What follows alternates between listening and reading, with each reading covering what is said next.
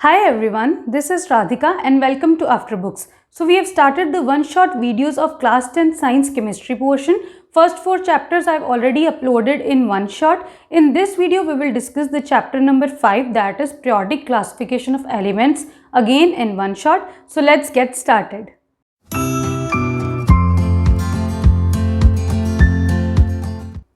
So periodic classification of elements में हमने क्या करना है, क्लासिफिकेशन करनी है एलिमेंट्स की. Now at present 118 elements are known, of which 94 are naturally occurring. अब इन सारे एलिमेंट्स की प्रॉपर्टीज़ को अलग अलग याद रखना इज़ वेरी डिफ़िकल्ट.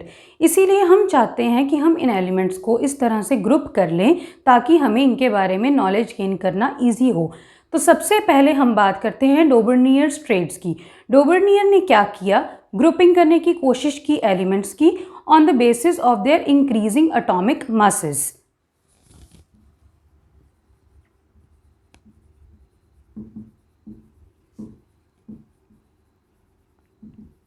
तो 3 ग्रुप्स उसने फॉर्म किए. एक ग्रुप में आते हैं लिथियम, सोडियम एंड पोटेशियम, दूसरे में calcium, strontium and barium, and तीसरे में आते हैं chlorine, bromine and iodine. Means ये सिर्फ 3 ही ग्रुप बना पाया और तीनों ग्रुप्स में कितने एलिमेंट्स आएंगे, यहाँ पे सिर्फ 3 एलिमेंट्स आएंगे.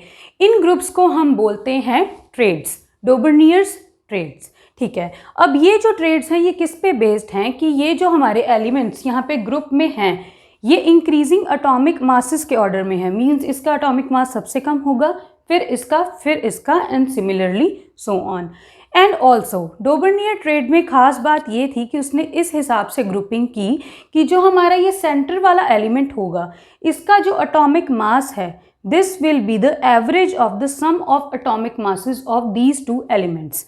फॉर एग्जाम्पल यहाँ पे लिथियम का atomic mass is approximately 6, sodium 23 and potassium 39. तो यहाँ पे ये जो सोडियम है इसका atomic mass will be the average of atomic masses of the other 2 elements. जो सेंटर वाला एलिमेंट होगा वो बाकी 2 एलिमेंट्स के एटॉमिक मासेस के सम का एवरेज होगा. Similarly this and similarly this. But as we can see over here यहाँ पे क्या है, इतने ज़्यादा एलिमेंट्स में से यहाँ पे सिर्फ 3 ही हम ग्रुप्स बना पाए हैं एंड टोटल ओनली 9 एलिमेंट्स हम यहाँ पे ग्रुपिंग कर सके हैं 9 एलिमेंट्स की. सो ये बहुत ही ज़्यादा हेल्पफुल नहीं रहे डोबर्नियर ट्रेड्स. उसके बाद हमारे पास आया Newlands law of octaves.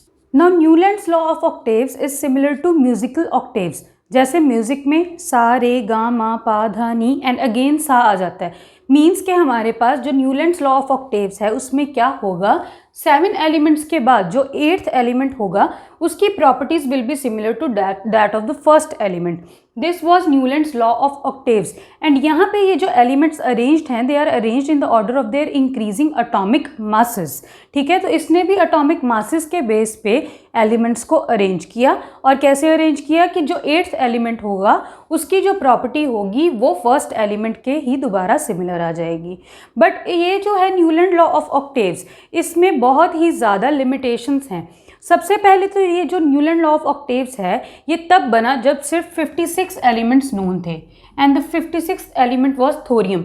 Means hydrogen से शुरू करके थोरियम तक इसने अपना ये लॉ दिया. ठीक है, अब इसके लिमिटेशंस ये हैं कि जब ये लॉ डिस्कवर हुआ तब 56 एलिमेंट्स थे. इसने बोला कि इसके बाद और एलिमेंट्स डिस्कवरेबल नहीं हैं. मींस इसके बाद कोई भी और एलिमेंट्स डिस्कवर नहीं होंगे. बट एक्चुअल में वी नो कि टुडे 118 एलिमेंट्स आर प्रेजेंट. इसीलिए वहाँ पे जाके ये लॉ फेल हो गया. अगेन दूसरी लिमिटेशन इसकी ये है कि यहाँ पे कैल्शियम तक तो ये जो एलिमेंट्स हैं ये सही प्रॉपर्टीज़ नीचे ग्रुप में आ रहे थे. बट आफ्टर कैल्शियम ये जो सीक्वेंस है ये डिस्टर्ब हो गया. Means it was not necessary after calcium के हर 8th एलिमेंट की प्रॉपर्टी उसके फर्स्ट एलिमेंट से सिमिलर हो. ठीक, यहाँ पे भी ये लॉ फेल हो गया. और इसकी लिमिटेशन ये है जैसे यहाँ पे कोबाल्ट और निकल इन दोनों को यहाँ पे इसने पेयर कर दिया है एंड मोर ओवर इनको ऐसे ग्रुप में रखा हुआ है जिसमें ये बिल्कुल भी रिजेंबल नहीं करते. कोबाल्ट एंड निकल do not resemble with fluorine, chlorine और ब्रोमीन, बट ये इसके ग्रुप में है. मीन्स इनकी सेम प्रॉपर्टीज़ हैं अकॉर्डिंग टू न्यूलैंड, बट ये तो एक्चुअल में नहीं है। सो ये है इसकी एक और लिमिटेशन। ऑल्सो जब नोबल गैसेस डिस्कवर हो गई तब तो न्यूलैंड लॉ ऑफ ऑक्टेव्स पूरी तरह ही फेल हो गया, बिकॉज यहाँ पे जो नोबल गैसेस हैं उनके लिए कोई भी जगह नहीं थी। Now we come to the Mendeleev's periodic table. So after the failure of Dobereiner triads and Newland law of octaves क्या आया हमारे पास? Mendeleev's periodic table. Mendeleev's periodic table में क्या है हमारे पास? एक तो हॉरिजॉन्टल रोज हैं और एक वर्टिकल कॉलम्स हैं। जो हॉरिजॉन्टल रोज हैं उनको बोलते हैं पीरियड्स, एंड जो वर्टिकल कॉलम्स हैं उनको बोलते हैं ग्रुप्स। और इन पीरियड्स और ग्रुप्स में जो एलिमेंट्स हैं वो कैसे अरेंज्ड हैं? On the basis of their increasing atomic masses.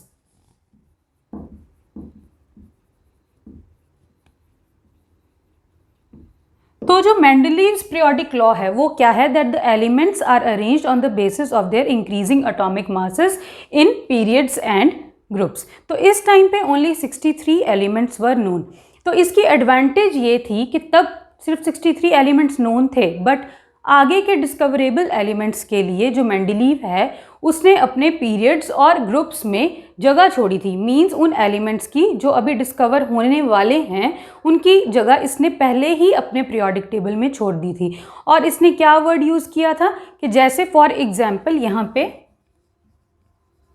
Boron है, ठीक है, बोरोन के बाद जो भी एलिमेंट होगा उसके लिए इसने एका वर्ड यूज़ किया। एका बोरोन जो क्या है? स्कैंडियम। सिमिलरली एका aluminium, that is gallium, and एका सिलिकॉन, दैट इज जर्मेनियम। और सेकेंड एडवांटेज इसकी ये थी कि जब नोबल गैसेस डिस्कवर हुई, जो हमारा लास्ट ग्रुप है पीरियोडिक टेबल का, आज के पीरियोडिक टेबल का, मॉडर्न पीरियोडिक टेबल का, जब नोबल गैसेस डिस्कवर हुई तो यहाँ पे कोई भी दिक्कत नहीं हुई इस मेंडलीव्स पीरियोडिक टेबल में उनको अरेंज करते टाइम नोबल गैसेस को। क्यों? बिकॉज उनका एक प्रॉपर सेपरेट ग्रुप ही बन गया और उन सारा सबकी प्रॉपर्टीज़ आपस में क्या है? सिमिलर। तो ये तो रही advantages of Mendeleev's periodic table, but इसके लिमिटेशंस भी थे। लिमिटेशंस क्या है? सबसे बड़ी लिमिटेशन यही थी इसकी कि इसने एटॉमिक मासेस के बेसिस पे एलिमेंट्स को ग्रुप किया, एलिमेंट्स को क्लासिफाई किया। बिकॉज यहाँ पे सबसे पहले तो फॉर एग्जाम्पल कोबाल्ट और निकल। ना यहाँ पे जो निकल है उसका एटॉमिक मास कोबाल्ट से थोड़ा सा कम है, तो इसका क्या मतलब हुआ कि निकल को पहले आना चाहिए था इस पीरियोडिक टेबल में, बट एक्चुअल में इसने कोबाल्ट को पहले प्लेस किया था अपने पीरियोडिक टेबल में रेदर देन निकल, ताकि ये जो हमारी यहाँ पे सिमिलैरिटी बन रही है केमिकल प्रॉपर्टीज़ की, फिजिकल प्रॉपर्टीज़ की, वो मेंटेन रह सके। मींस अपने पीरियोडिक टेबल को मेंटेन रखने के लिए इसने क्या किया? कोबाल्ट को पहले और निकल को बाद में प्लेस किया। हालांकि यहाँ पे इनके एटॉमिक मासेस में से अगर हम देखें तो जो निकल है उसका एटॉमिक मास थोड़ा सा कम है कोबाल्ट से। तो सबसे पहले लिमिटेशन तो इसकी ये हो गई। दूसरी लिमिटेशन इसकी क्या है? फॉर एग्जाम्पल यहाँ पे अगर एक एलिमेंट का एटॉमिक मास 1 है, एक एलिमेंट का एटॉमिक मास 2 है, तो इसके बीच में कितने एलिमेंट्स आगे जाके डिस्कवर होंगे? Because atomic mass can be 1.1, 1.2, 1.3 and so on. तो इन दोनों के बीच में तो unlimited infinite number of elements can be discovered. तो ये पता नहीं लग पा रहा था कि आगे चल के कितने एलिमेंट्स डिस्कवर होने की पॉसिबिलिटी है। तो सेकेंड लिमिटेशन है इसकी ये। थर्ड लिमिटेशन इसकी ये है कि जब आइसोटोप्स डिस्कवर हुए, व्हाट आर आइसोटोप्स? आइसोटोप्स वो होते हैं जिनका सेम एटॉमिक नंबर होता है बट मास नंबर डिफरेंट होता है। फॉर एग्जांपल आज के टाइम पे we know the isotopes of hydrogen, protium, deuterium and tritium. उनका एटॉमिक नंबर सेम है बट एटॉमिक मास डिफरेंट है। अब एटॉमिक मास के बेसिस पे इसने क्लासीफाई किया हुआ है एलिमेंट्स को।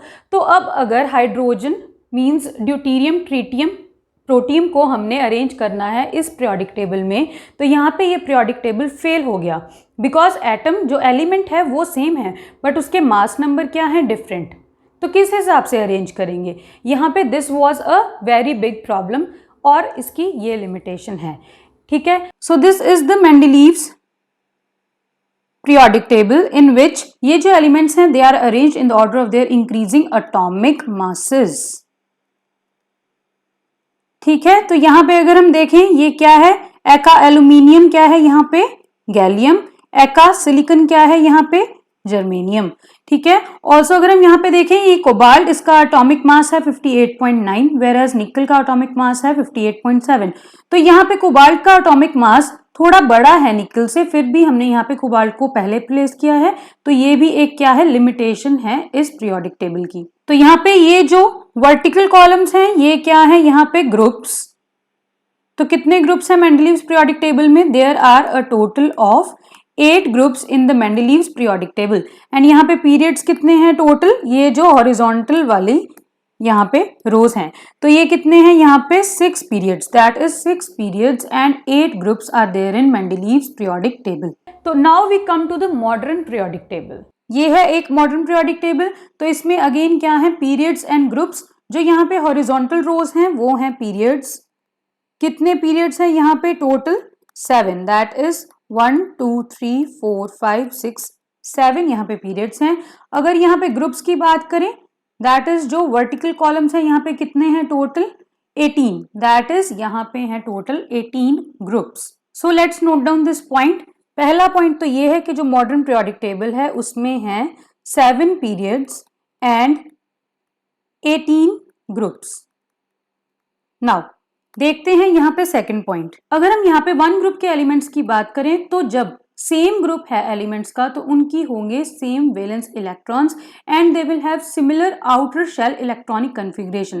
दैट इज अगर हमने यहाँ पे ये वाले ग्रुप की बात की, ये वाला जो ग्रुप 1 है हमारे पास, अगर हम इसकी बात करते हैं तो इन सब की यहाँ पे जो वैलेंस इलेक्ट्रॉन्स हैं यहाँ पे इन सब के पास होंगे यहाँ पे 1 वैलेंस इलेक्ट्रॉन्स। सिमिलरली अगर ग्रुप 2 की बात करें तो इसके पास होंगे सबके पास यहाँ पे 2 वैलेंस इलेक्ट्रॉन्स। एक ग्रुप के एलिमेंट्स के पास सेम वैलेंस इलेक्ट्रॉन्स होंगे। जैसे फॉर एग्जाम्पल अगर यहाँ पे हाइड्रोजन की बात करें तो हाइड्रोजन का एटॉमिक नंबर होता है 1, तो इसके पास तो है 1 वैलेंस इलेक्ट्रॉन।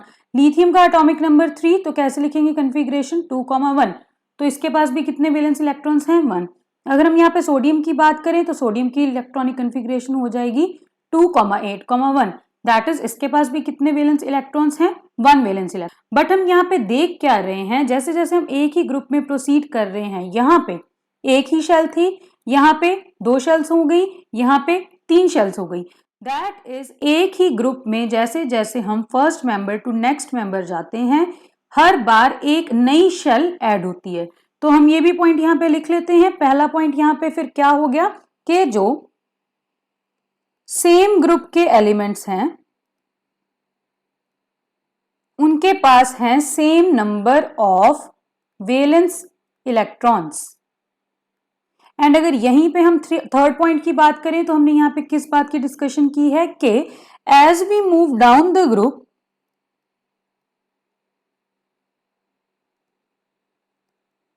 एक न्यू शेल ऐड हो रही है।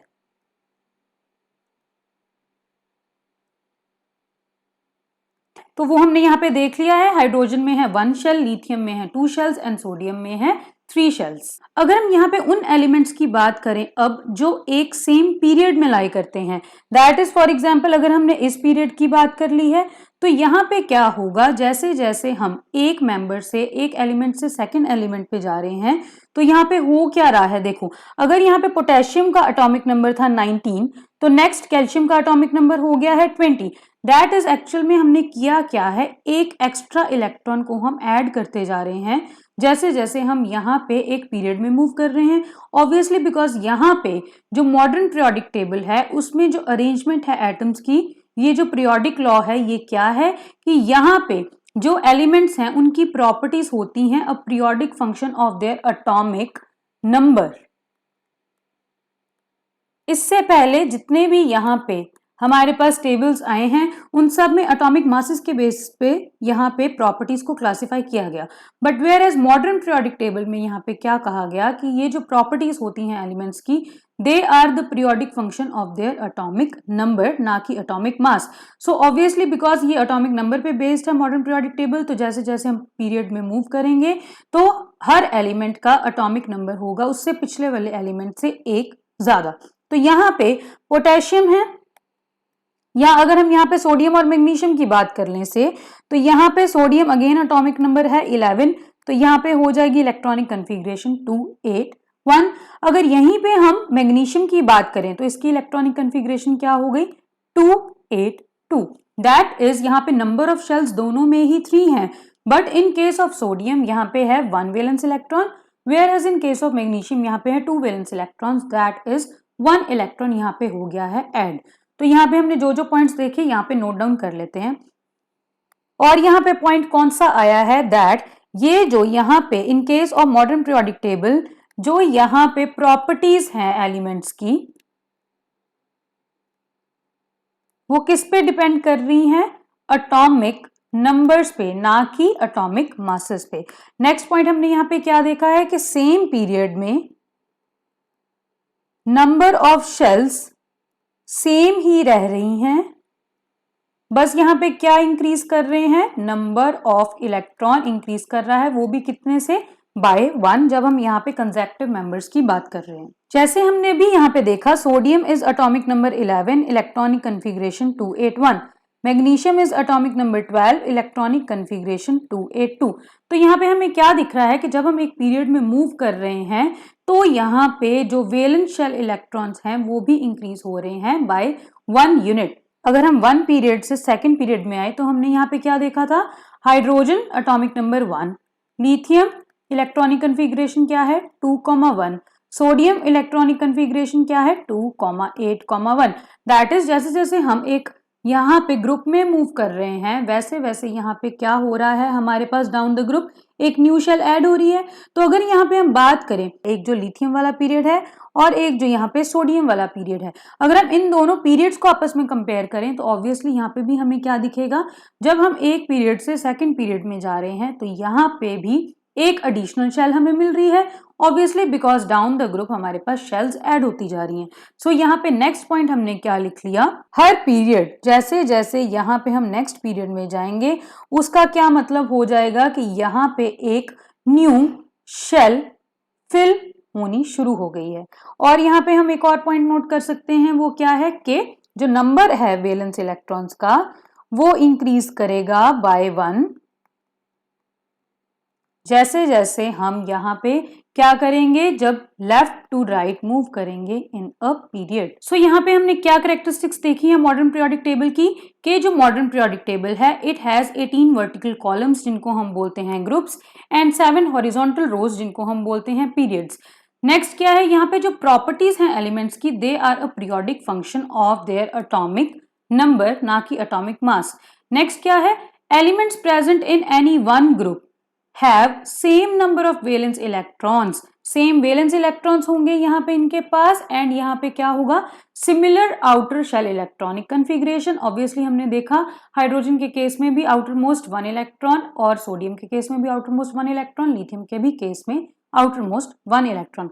नेक्स्ट यहाँ पे पॉइंट क्या है हमारे पास कि जो एलिमेंट्स हैं सेम पीरियड के वो उनमें होंगे same number of shells, that is same period elements have same number of shells, and यहाँ पे नंबर ऑफ इलेक्ट्रॉन होगा increase by 1 unit. That is इसका क्या मतलब है कि जब हम एक पीरियड में एक एलिमेंट से नेक्स्ट एलिमेंट में जा रहे हैं तो वैलेंस इलेक्ट्रॉन इंक्रीज हो रहा है बाय 1 यूनिट। नेक्स्ट हमने इसमें क्या किया है कि जैसे जैसे हम we move down the group वैसे वैसे एक न्यू शेल की यहाँ पे एडिशन होती जाएगी, जिसका क्या मतलब है कि जब हम नेक्स्ट पीरियड में जा रहे हैं तो एक न्यू शेल वहां पे फिल होनी शुरू हो गई है। Now let's discuss the trends in modern periodic table.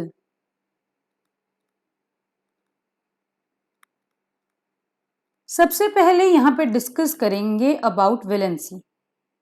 तो अगर हम यहाँ पे बात करें कि वैलेंसी और वैलेंस इलेक्ट्रॉन्स सेम टर्म्स हैं या डिफरेंट, ये कंप्लीटली डिफरेंट टर्म्स हैं। वैलेंसी का मतलब होता है कि यहाँ पे हम कितने इलेक्ट्रॉन्स रिमूव करें या कितने इलेक्ट्रॉन्स ऐड करें ताकि हमारे पास ऑल इन ऑल मिल जाए एक स्टेबल इलेक्ट्रॉनिक कन्फिग्रेशन। और वैलेंस इलेक्ट्रॉन्स का मतलब होता है कि टोटल आउटर मोस्ट शेल में कितने इलेक्ट्रॉन्स प्रेजेंट हैं, वो हो जाएंगे यहाँ पे नंबर ऑफ वैलेंस इलेक्ट्रॉन्स। तो स्टेबल इलेक्ट्रॉनिक कॉन्फ़िगरेशंस कौन सी होती हैं, या तो वहां पे हो सिर्फ फर्स्ट शेल जिसमें हो सकते हैं 2 इलेक्ट्रॉन्स, या तो उस एलिमेंट के पास हो 2 completely filled shells that is 2,8 that is 10 electrons, या उसके पास हो ये वाली electronic configuration and so on 2, 8, 8, 18, 18 and 32 and so on. So यहाँ पे अगर हम बात करें, जब हम सेम पीरियड के एलिमेंट्स की बात कर रहे हैं तब देखते हैं कि वैलेंसी पे क्या होता है। हमने से ये वाला पीरियड ले लिया, sodium, magnesium, aluminium, silicon, phosphorus, sulphur, chlorine and argon. तो यहाँ पे सोडियम का एटॉमिक नंबर है 11, इलेक्ट्रॉनिक कॉन्फ़िगरेशन है 281। सो यहाँ पे नंबर ऑफ वैलेंस इलेक्ट्रॉन्स कितने हो गए हैं 1, बिकॉज आउटर मोस्ट शेल में है 1 इलेक्ट्रॉन। यहीं पे अगर हम इसकी वैलेंसी की बात करें तो वैलेंसी का क्या मतलब है कि अब हमें यहाँ से बनानी है एक स्टेबल इलेक्ट्रॉनिक कॉन्फ़िगरेशन। तो उसके लिए क्या करें, या तो ये थर्ड वाली शेल को कंप्लीट करें दैट इज यहाँ पे बनाएं 2,8,8, या क्या करें यहाँ पे ऑल इन ऑल सिर्फ 2 ही शेल्स रहने दें, 1 इलेक्ट्रॉन रिमूव कर दें एंड यहाँ पे बन जाए 2,8 वाली कॉन्फ़िगरेशन। तो क्या इजी है, 7 इलेक्ट्रॉन्स को यहाँ पे ऐड करना इजी है या 1 इलेक्ट्रॉन को रिमूव करना? ऑब्वियसली 1 इलेक्ट्रॉन को रिमूव करना इजी है। सो इसकी भी वैलेंसी हो गई यहाँ पे 1। So in case of sodium valence electrons भी 1 और वैलेंसी भी 1।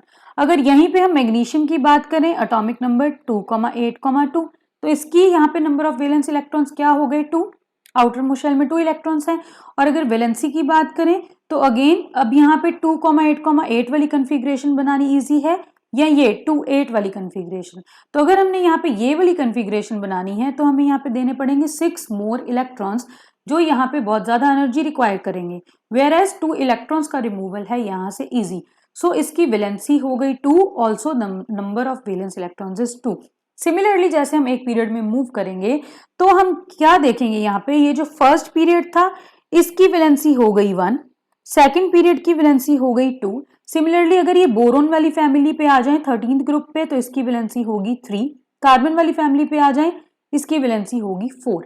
बट अब इससे नेक्स्ट क्या होगा, लेट्स सी क्या कंसिडर किया है हमने, कौन सा ग्रुप कंसिडर किया है यहाँ पे, sodium, magnesium, aluminium, silicon, phosphorus, sulphur, chlorine and argon. So यहाँ पे हमने क्या देखा, सोडियम की वैलेंसी 1, मैग्नीशियम की 2, एल्यूमिनियम की 3, सिलिकॉन की 4। नाउ अगर हम फास्फोरस की बात करें, फास्फोरस यहाँ पे किस फैमिली का मेंबर है, नाइट्रोजन फैमिली का।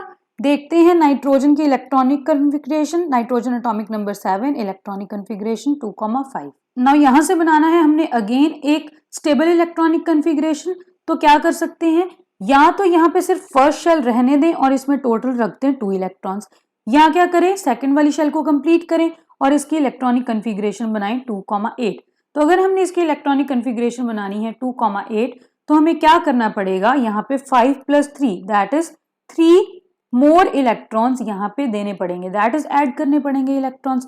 सो यहाँ पे अब ये 5 इलेक्ट्रॉन्स को रिमूव करके अकेले 2 इलेक्ट्रॉन्स रखना इजी होगा, या यहाँ पे 3 मोर इलेक्ट्रॉन्स 5 को देके ये 2,8 वाली कॉन्फ़िगरेशन अटेन करना इजी है। ऑब्वियसली 5 इलेक्ट्रॉन्स लूज करना डिफिकल्ट, 3 इलेक्ट्रॉन्स देना इजी। सो यहाँ पे अब ये वाली इलेक्ट्रॉनिक कॉन्फ़िगरेशन बनेगी स्टेबल, और ये कब बनेगी, जब हमने इसको 3 मोर इलेक्ट्रॉन्स दिए हैं। सो यहाँ पे कितने इलेक्ट्रॉन्स ऐड करने पड़े हैं एक स्टेबल इलेक्ट्रॉनिक कॉन्फ़िगरेशन को ऑब्टेन करने के लिए, उसी को तो बोलते हैं वैलेंसी। इसीलिए फास्फोरस की वैलेंसी यहाँ पे क्या हो गई है 3, बिकॉज सेम ग्रुप में वैलेंसी भी रहती है सेम। अगर नाइट्रोजन की वैलेंसी 3 तो फास्फोरस की भी वैलेंसी 3। सिमिलरली अगर हम सल्फर की बात करेंगे तो यहाँ पे फिर हमें 2 इलेक्ट्रॉन्स ऐड करने पड़ेंगे, क्लोरीन में 1 इलेक्ट्रॉन ऐड करना पड़ेगा, एंड नोबल गैसेस में तो होती ही पहले से एक स्टेबल कॉन्फ़िगरेशन है। सो यहाँ पे कोई भी इलेक्ट्रॉन ऐड या रिमूव नहीं करना पड़ेगा। दैट इज जब हम यहाँ पे बात कर रहे हैं तो हमें क्या करना पड़ा, इलेक्ट्रॉन को रिमूव करना पड़ा है एक स्टेबल इलेक्ट्रॉनिक कॉन्फ़िगरेशन अटेन करने के लिए। एंड जब हम इनकी बात कर रहे हैं, इनकी नॉट आर्गन की, जब हम इनकी बात कर रहे हैं तो यहाँ में हमें यहाँ पे इलेक्ट्रॉन्स ऐड करने पड़े हैं ताकि हमारे पास मिल जाए एक stable electronic configuration. That is same period में क्या हो रही है, वैलेंसी सेम नहीं रह रही, whereas it is varying by 1 से वेरी कर रही है, इंक्रीज भी हो रही है और डिक्रीज भी हो रही है, पहले इंक्रीज एंड देन डिक्रीज। अगर हम यहाँ पे सिलिकॉन की बात करें तो सिलिकॉन किस फैमिली का मेंबर है, यहाँ पे कार्बन फैमिली का। कार्बन का क्या है, एटॉमिक नंबर 6, इलेक्ट्रॉनिक कॉन्फ़िगरेशन है 2,4। नाउ यहाँ पे हमने या तो हम चाहते हैं कि इसकी कॉन्फ़िगरेशन बन जाए 2,8, दैट इज 2 शेल्स कंप्लीट हो जाए, या हम चाहते हैं कि 4 इलेक्ट्रॉन्स निकल जाए एंड इसकी इलेक्ट्रॉनिक कॉन्फ़िगरेशन रह जाए यहाँ पे 2। सो यहाँ पे क्या है, अब रिमूव भी करने पड़ेंगे 4 ही इलेक्ट्रॉन्स ये वाली कॉन्फ़िगरेशन बनाने के लिए, या ऐड भी करने पड़ेंगे 4 ही इलेक्ट्रॉन्स ये वाली कॉन्फ़िगरेशन बनाने के लिए। सो ऐड भी करने पड़ेंगे 4, रिमूव भी करने पड़ेंगे 4। सो बेसिकली यहाँ पे क्या हो जाएगा, इसकी वैलेंसी ही हो जाएगी 4। सो बेसिकली वैलेंसी में हमने क्या देखा कि अगर कोई एलिमेंट फर्स्ट ग्रुप का है तो उसमें कितने वैलेंस इलेक्ट्रॉन्स होंगे, 1 वैलेंस इलेक्ट्रॉन, और उसकी वैलेंसी हो जाएगी 1। सिमिलरली अगर हम जैसे जैसे हम किसी ग्रुप में मूव करते जा रहे हैं, जो जो उस ग्रुप का नंबर है वही है उसकी वहां पे वैलेंसी। जैसे अगर 13th ग्रुप है तो उसको हम 13th वैलेंसी नहीं बोलेंगे, उसकी वैलेंसी हो गई वहां पे 3। तो जो सेम पीरियड्स के एलिमेंट्स हैं उनके डिफरेंट वैलेंसीज हैं, और जो सेम ग्रुप के एलिमेंट्स हैं उनकी सेम वैलेंसीज हैं।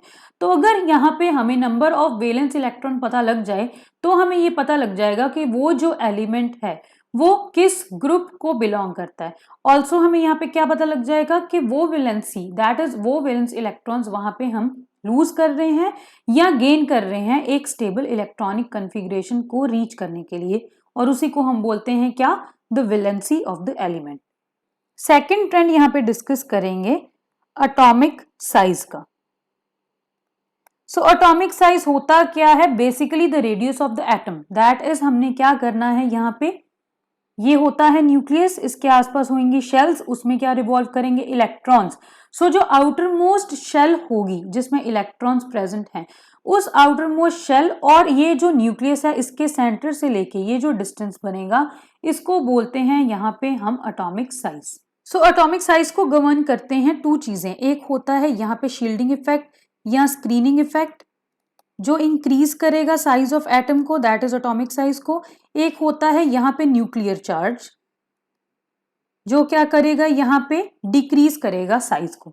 तो जैसे जैसे हम एक पीरियड में मूव करेंगे फ्रॉम लेफ्ट टू राइट, तो हम यहाँ पे क्या देखेंगे कि हर कंसेक्टिव एलिमेंट के साथ यहाँ पे न्यूक्लियर चार्ज होता जाएगा इंक्रीज। कि न्यूक्लियर चार्ज का क्या मतलब होता है, वो चार्ज जो न्यूक्लियस को आउटरमोस्ट इलेक्ट्रॉन के साथ बाइंड करके रखता है उसको बोलते हैं न्यूक्लियर चार्ज। सो यहाँ पे as we move in a period from left to right the nuclear charge goes on increasing. और अगर न्यूक्लियर चार्ज इंक्रीज होगा तो क्या मतलब है कि एटॉमिक साइज यहाँ पे क्या होता जाएगा, डिक्रीज होता जाएगा। दैट इज यहाँ पे जो न्यूक्लियर चार्ज है वही होगा डोमिनेंट फैक्टर, एंड पीरियड में जब मूव करेंगे लेफ्ट टू राइट तो size will go on decreasing.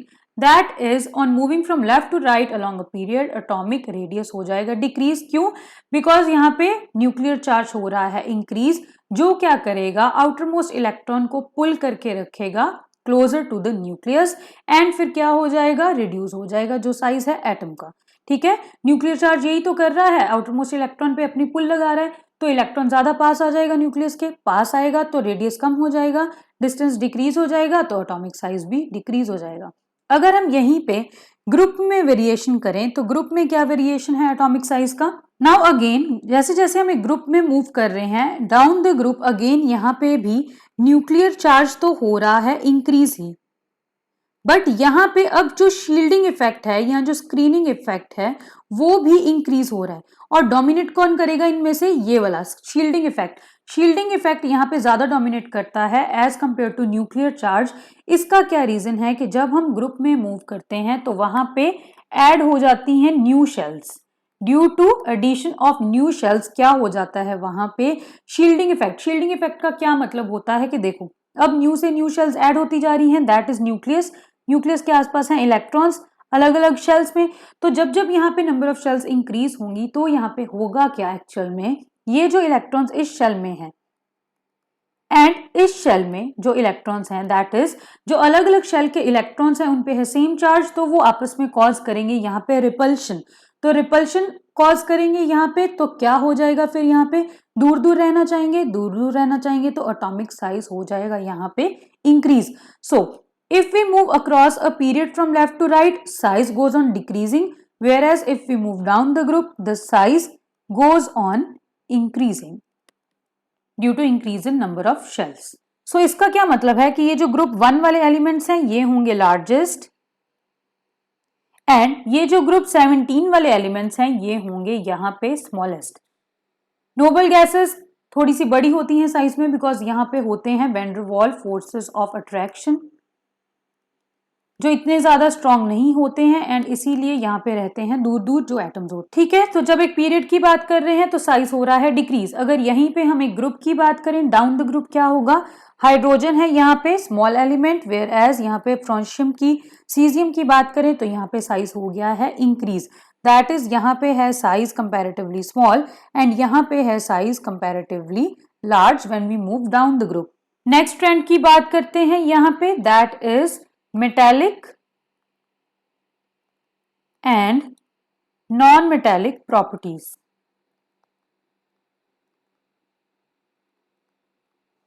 तो सबसे पहले मेटल्स होते क्या हैं, इलेक्ट्रोपॉजिटिव, दैट इज जो इलेक्ट्रॉन्स को लूज करेंगे, और नॉन मेटल्स क्या होते हैं, इलेक्ट्रोनेगेटिव, जो क्या करेंगे, इलेक्ट्रॉन्स को गेन करेंगे।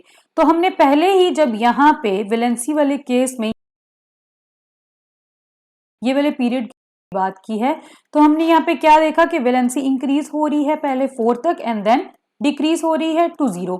तो ये हमने क्या देखा था कि यहाँ पे हमने क्या किया था, इलेक्ट्रॉन्स लूज किए थे, एंड यहाँ पे हमने क्या किए थे, इलेक्ट्रॉन्स गेन किए थे आउटर मोस्ट शेल को एक्वायर करने के लिए। सो जो इलेक्ट्रॉन्स लूज करेंगे वो क्या होंगे, मेटेलिक, एंड ये कहां पे लाई कर रहे हैं, to the left of the periodic table, that is जो elements left of the periodic table में लाई करेंगे वो होंगे मेटल्स, एंड जो right of the periodic table में लाई करेंगे वो यहाँ पे होंगे नॉन मेटल्स, क्योंकि वो क्या कर रहे हैं, यहाँ पे इलेक्ट्रॉन्स को गेन कर रहे हैं। सो अगर यहाँ पे पीरियोडिक टेबल में देखें तो ये जो लेफ्ट वाले हैं एलिमेंट्स ये हैं मेटल्स, राइट वाले हैं यहाँ पे क्या, नॉन मेटल्स, एंड यहाँ पे ये जो ग्रीन कलर से रिप्रेजेंटेड है that is boron, silicon, germanium, arsenic, antimony, tellurium and polonium. ये सारे फिर क्या हो जाएंगे, इनकी प्रॉपर्टीज हैं in between metals and non metals, इसीलिए हम इनको बोलेंगे मेटलॉइड्स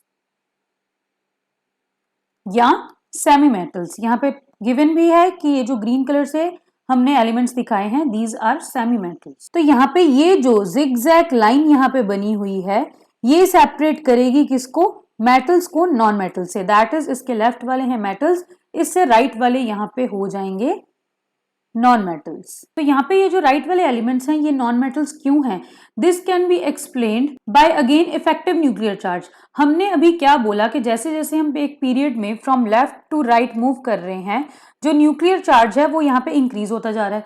न्यूक्लियर चार्ज के इंक्रीज होने का क्या मतलब है कि साइज डिक्रीज होता जा रहा है। तो साइज यहाँ पे डिक्रीज करने का क्या मतलब है कि जो आउटर मोस्ट इलेक्ट्रॉन्स हैं अब वो पास आ गए हैं और ज्यादा न्यूक्लियस के, मीन्स यहाँ पे ज्यादा फोर्सेस ऑफ अट्रैक्शन है। तो अब यहाँ से जो इलेक्ट्रॉन्स लूज होंगे वो इतने इजीली नहीं होंगे, बल्कि यहाँ पे क्या होंगे, इलेक्ट्रॉन्स गेन ज्यादा इजीली होंगे, बिकॉज यहाँ पे अब न्यूक्लियर चार्ज बढ़ गया है, साइज कम हो गया है और इलेक्ट्रॉन्स को लूज करना हो गया है डिफिकल्ट। तो ये हमने ट्रेंड कर लिया है across a period, that is left वाले मेटल्स, राइट वाले नॉन मेटल्स और जिगजैग लाइन वाले हैं यहाँ पे मेटलॉइड्स। अगर हम यहाँ पे ट्रेंड इन अ ग्रुप करें that is down the group क्या होगा। सो एक ग्रुप में हमने अभी डिस्कस किया कि as we move down the group क्या हो रहा है, न्यू शेल्स ऐड हो रही हैं, तो due to increase in number of shells size भी क्या हो गया है, इंक्रीज। अब साइज इंक्रीज होने का क्या मतलब है कि जो पुल है न्यूक्लियस की आउटरमोस्ट इलेक्ट्रॉन पे वो अब इतनी ज्यादा स्ट्रांग नहीं है, दैट इज यहाँ पे इलेक्ट्रॉन्स को रिमूव करना अब हो जाएगा और ज्यादा इजी। दैट इज अगर हम डाउन द ग्रुप मूव करेंगे तो क्या हो जाएगा, रिमूवल ऑफ इलेक्ट्रॉन्स हो जाएगा इजी। इजी रिमूवल का क्या मतलब है कि वहां पे मेटेलिक कैरेक्टर हो जाएगा increase. So down the group क्या हो जाएगा, metallic character goes on increasing and across a period when we move from left to right metallic character goes on decreasing. So यहाँ पे metallic and non metallic properties में हमने क्या trend देखा,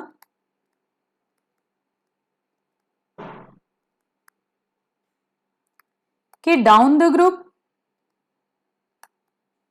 metallic character increase तो non metallic character decrease, और across the period that is from left to right when we move in the period यहां पे क्या हो जाएगा, मेटालिक करेक्टर डिक्रीज हो जाएगा, that is non metallic character will increase.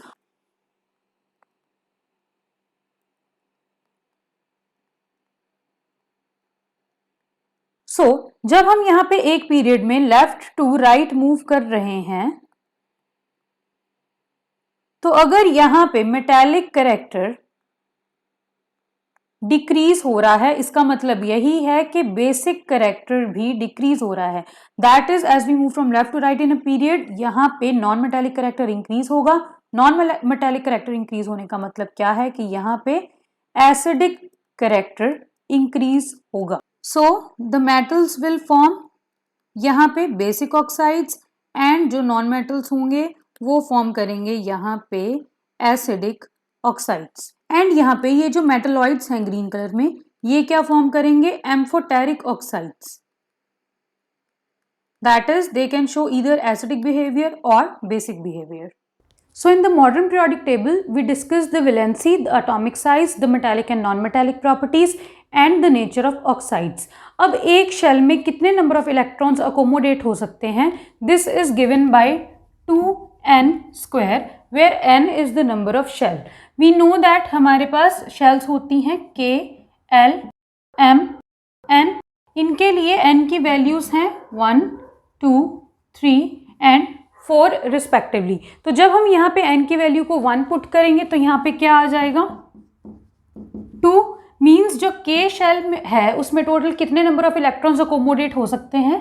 2 electrons. Similarly जब हम l शेल के लिए कैलकुलेट करेंगे तो n की वैल्यू हो जाएगी 2, तो यहाँ पे क्या आएगा? 8 मीन्स जो L शेल है उसमें टोटल नंबर ऑफ इलेक्ट्रॉन्स 8 हैं जो अकोमोडेट हो सकते हैं। So this formula 2n square gives us the total number of electrons that can be accommodated in a single shell. तो ये जो मॉडर्न पीरियोडिक टेबल है इसके एडवांटेजेस तो बहुत ही ज़्यादा हैं। मीन्स अगर हमें किसी एलिमेंट है, अगर हमें उसका एटॉमिक नंबर पता है, उसका ग्रुप पता है, तो हम पता लगा सकते हैं कि उसकी प्रॉपर्टीज़ कैसी हैं, वो किस तरह की ऑक्साइड्स फॉर्म करेगा, वो एक मेटल है या वो एक नॉन मेटल है, उसकी वैलेंसी क्या है, उसका साइज़ क्या है, ये सारा हम डिटरमाइन कर सकते हैं just with the modern periodic table. और इसकी लिमिटेशन क्या है? सबसे बड़ी लिमिटेशन मॉडर्न पीरियोडिक टेबल की ये है कि यहाँ पे जो पोजीशन ऑफ हाइड्रोजन है that is not fixed. Means hydrogen जो है वो alkali metals that is group 1 के साथ लाई करना चाहिए या ग्रुप 17 दैट इज हैलोजेंस के साथ लाई करना चाहिए। ये अभी तक हमारा जो पीरियोडिक टेबल है ये बता नहीं पाया है due to the anomalous behaviour of hydrogen. So this is the only limitation of the modern periodic table. Rest we have covered this chapter that is periodic classification of elements in one shot.